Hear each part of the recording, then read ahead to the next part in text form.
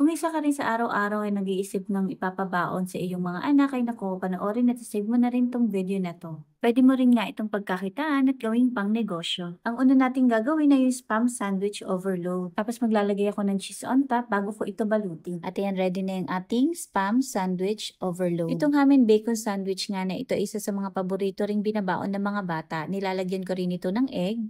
Kung kanina ay ham and bacon sandwich, ngayon naman ay ang ating gagawin ay ham sandwich overload. At kung ikaw yung taong mahilig sa ham, ay nako, perfect na perfect sa'yo itong sandwich na to. Ang huli ko ang gagawin yung aking favorite sandwich, yung chicken sandwich. Itong chicken sandwich na to, bagay talaga to pambaon sa work. Syempre, para mas magandang tingnan at presentable yung ating sandwich, ay ilalagay ko lamang ito sa ating sandwich box. At kung mga kids naman yung magbabaon, ay pwede nating hatiin yung ating sandwich dahil malaki naman ito. Bukod nga sa pangbaon, ay pwede nyo rin itong pagkakitaan at gawing pang negosyo.